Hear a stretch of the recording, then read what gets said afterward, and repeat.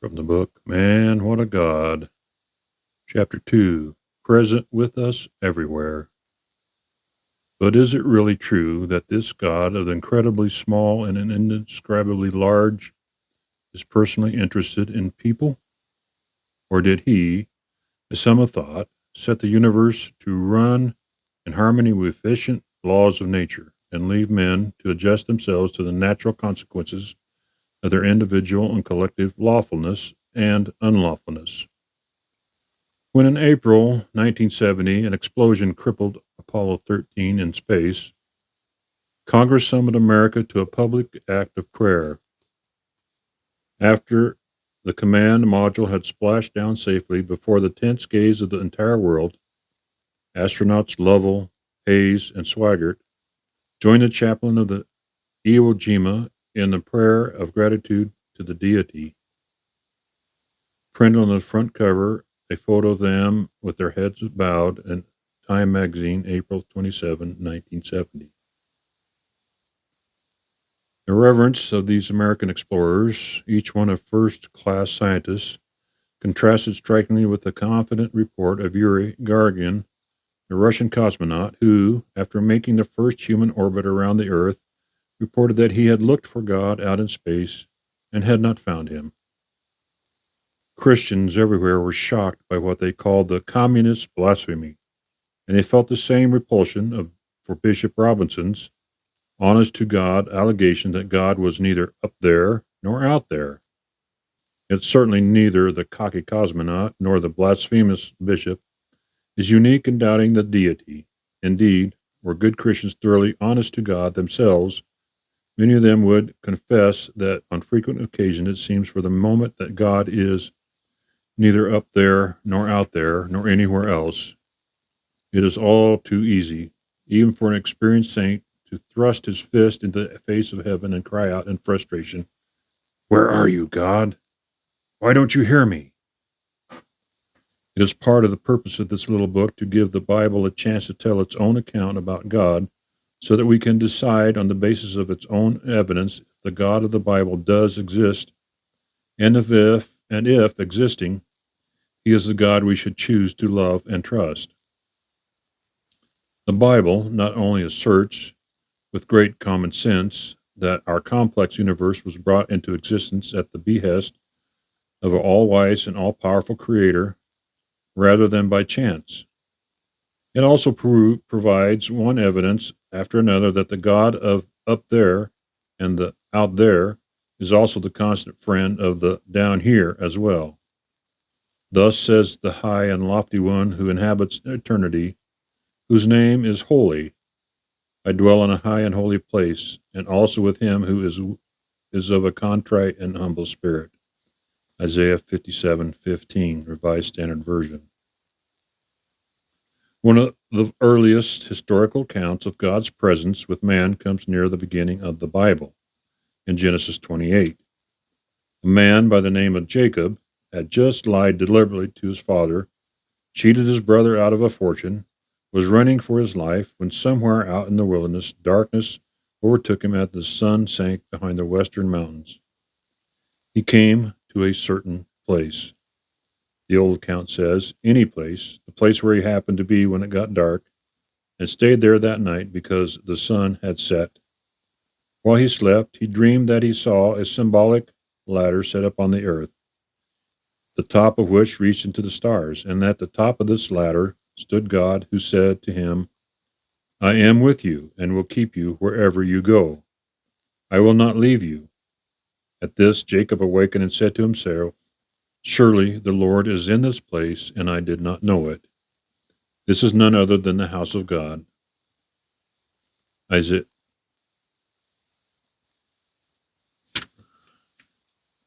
Suppose for a moment that this man Jacob had started his journey 15 minutes later than he did, and sunset had caught him a mile closer to home. Would then the celestial staircase have appeared a mile behind him? Or if he had started out a half hour sooner and traveled a couple miles farther, would it have appeared 2 miles behind him? Of course not.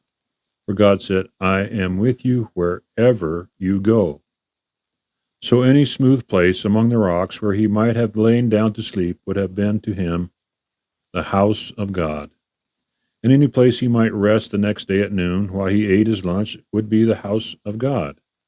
And the place where he slept the next night, though he should not see the latter again, would also be the house of God. And what does this story about a lonely, unlovely sinner have to do with us? What it says about Jacob isn't the most vital thing. It's what it says about God. For what God did for Jacob, he is willing to do for us all. He is not far from each of us, says the Bible in Acts 17:27. Lo, I am with you always, even unto the end. God says to us through his Son Jesus Christ, Matthew 28:30. With you, always, in the original Greek, the word translated always means all the days or every day. How beautiful. Today is Tuesday, perhaps I am with you. He says to today, on Tuesday. Yesterday was Monday. I was with you then, and I will be with you tomorrow. Wednesday and Thursday and Friday and Saturday as well. I am going to be with you all the days from now until the end. As the Son of God, Jesus tried to impress this fact indelibly on the minds of his disciples. After his crucifixion, when in a special way he prepared them for his physical departure from the earth, he appeared to them at unlikely times and in unexpected places in order to get this point across. He appeared suddenly to them early in the morning while they were fishing, at breakfast time when they were at work. Later the same day he appeared to two of them as they were traveled to the village of Emmaus in the country in the late afternoon. Still later in the day he met with others in the city of Jerusalem, in the city after dark, inside a building at supper time. On still another occasion, when 500 attended the meeting in Galilee, he made his appearance once more. He was teaching them and us again and again that wherever we may be, whatever time it may be, and no matter what we may be doing, he might appear to us at any instant.